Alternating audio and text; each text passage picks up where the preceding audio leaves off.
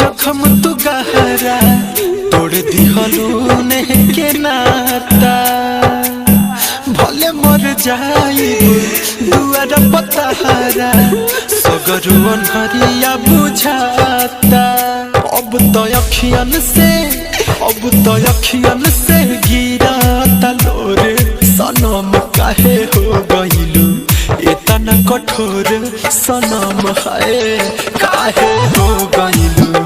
इतना कठोर सनम है काहे हो गइलू। डीजे अमित राज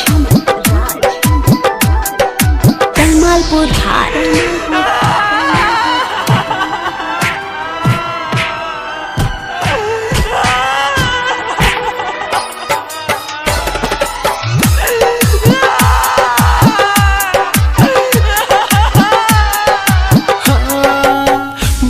एक बार आके गरबा लगा लो देख लो कैसन भइल बाटे हालो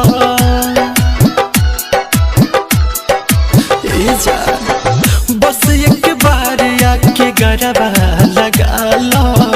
देख लो कैसन भइल बाटे हालो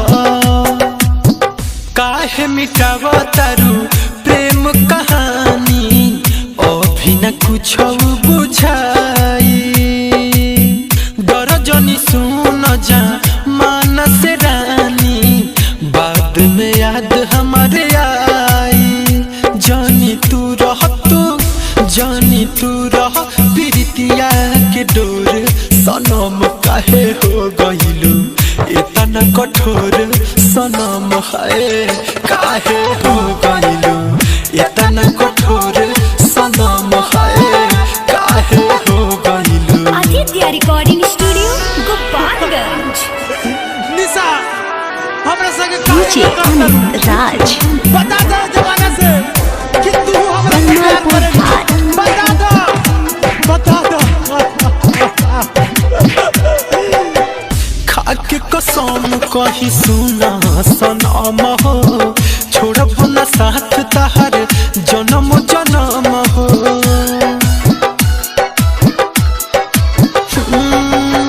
खाके कसम कही सुना सनम हो छोड़ब न साथ तहर जन्म जन्म हो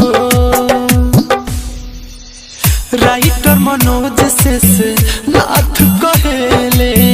जन करा बेवफाई होई बदनाम सुना प्यार के नामावा ऐसे दीवाना जे पिटाई नहीं करह दीपक के मन थोड़े सनम काहे हो गइलू इतना कठोर सनम है काहे हो